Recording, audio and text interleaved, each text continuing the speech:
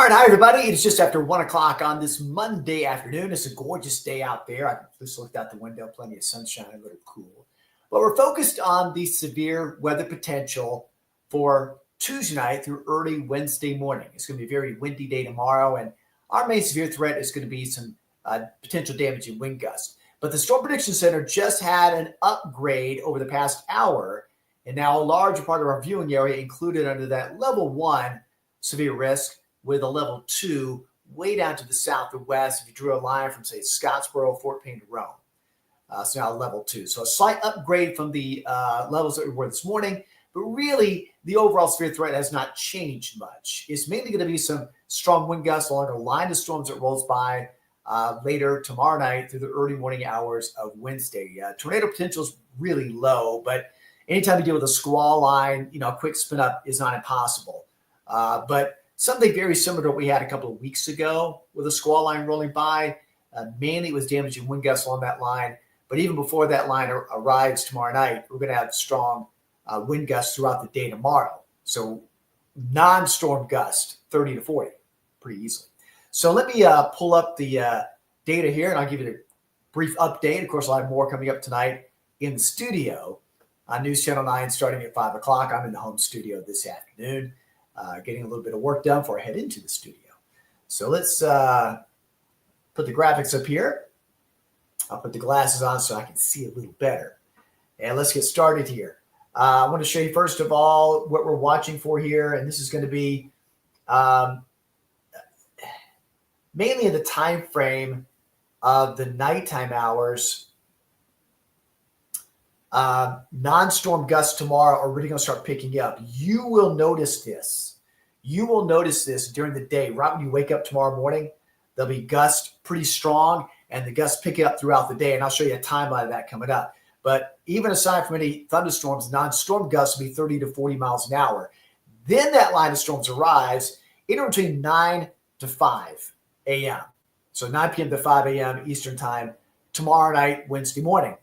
The main severe threat still looks to be strong wind gust, but again, we'll keep an eye on that potential as we go through the next 24 to 36 hours. So there is the severe weather threat index. If you looked at my update from this morning, yeah, it's gone up a little bit. All of that has moved up to the north and east. So a large part of our viewing area, level 1, level 2 to the south and west, level 3 far to the south and west. This encompasses all of tomorrow and tomorrow night. But as I mentioned, for us, our main concern is going to be tomorrow night, early Wednesday. So most of the day tomorrow is not a severe threat. It is mainly the threat during the nighttime hours through early Wednesday morning. So basically recovered by that level 1 severe risk, level 2, basically southern parts of Jackson, most of DeKalb, far southern Chattooga down through Floyd County. So Scottsboro, Fort Payne, Rome under that level 2 severe risk. Again, it's all because of the same thing with that line of storms moving in, coming in from the west to the east. Now, to break down that severe threat a little bit more, again, these are newly updated Storm Prediction Center graphics, came out just in the past hour. For us, most of us, 5% chance of damaging wind gust. Again, a little bit higher, Scottsboro, Fort Payne, Rome. Okay? And then to break it down even more, down to the threat of tornadoes, it's a very low threat overall.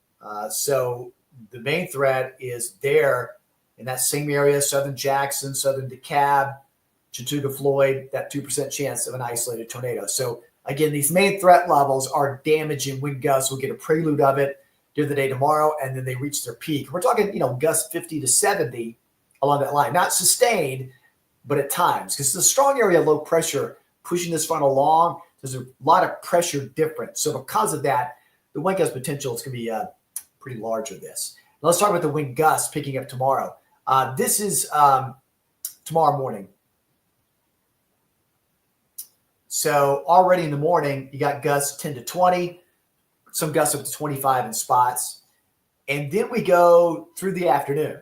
Now, this is aside from any storms. No storms occurring yet tomorrow afternoon. Tomorrow afternoon, clouds coming in, temperatures in the 60s, not a problem. But look at these gusts, 30, 40 at times, especially at higher elevated areas. Then the gusts reach their peak when that line of storms comes in. So you can kind of see that line showing up just west of the plateau, that wind shift line. And you can see how gusts pick up around 50 or so along that line. So that's the main problem here. And then you add rainfall to that, softens the ground, and things can more topple over like a tree, causing power outages and whatnot. And so they'll reach their peak when that line moves by late tomorrow night, early Wednesday morning. And even on Wednesday, colder air is going to come in, and it's still going to be very breezy on Wednesday. Wind gusts 20 to 30. And Wednesday afternoon, Wednesday evening, there will be some snow showers. And I really believe those higher elevated usual spots, the plateau, parts of Sequatchie, parts of Grundy, parts of Bledsoe, Crossville, you might see a little bit of accumulation, half-inch to inch or so in those usual favorite spots. And then far east over the Sierra region. But yeah, I'll show you some of that snow coming up. It's March after all. You know these things happen in March. 3 seasons in 1 month. But here we go. Here's our future track. So as we go through tonight, late day and overnight, we'll have temperatures back in the 30s. And nothing happened tonight. Everything's okay. And really most of the day tomorrow, aside from the strong gust, not much will go on tomorrow. High temperatures back in the 60s. It'll feel cooler because of that breeze. But notice through all about mid to late afternoon, nothing really going on. Now, I might get some initial showers coming in during the early stage of the evening. This is not the main line. These are some initial showers. And I really think that after the afternoon, after sunset, our temperatures will go higher. So we'll see high temperatures actually before midnight tomorrow night. That's as that warm air is pumped up in advance to the front. So that's some early rounds of shower. That's not the big round yet. And then we start to see that line start to move in west of the plateau, parallel with Huntsville, right around 11 p.m. Eastern, approximately. That timing may still fluctuate a bit. It could fluctuate 1 or 2 hours either way. But there's that line we're watching. That's where you're going to see the strongest gusts along that line as it moves in. And so it has it pushing approximately near downtown, say between midnight and 1. So midnight, 1 a.m. tomorrow night, early Wednesday. And then it'll take till about 4 a.m. to totally push on through. So temperatures will cool off just a little bit by Wednesday. But most of the day Wednesday, not a whole lot going on earlier. We'll start off very mild in the 50s, but then, wait, there's more. As you go through Wednesday afternoon, temperatures will drop. So we'll go from the 40s, 30s in spots Wednesday afternoon and windy. Notice what you see showing up here. Those are pockets of snow showers. And it's a favored flow from the northwest that I really think our Plateau County areas, you go from Mont Eagle, Crossville, Fall Creek Falls area, parts of Sequatchie County, parts of Grundy County, the higher elevated spots, I think you're going to see some light accumulation out of this. And with temperatures near freezing, maybe some on roadways. I think by and large, most of our viewing area in the valley, not a problem. You'll see some flakes flying around, but notice temperatures are too high. And then, of course, the areas east on the Cherahela Skyway, Great Smoky Mountains, those peaks 3,000 to 4,000 feet and up, can see significant accumulation there. But it's going to be these spots there and across the plateau that might get a little bit of accumulation out of that.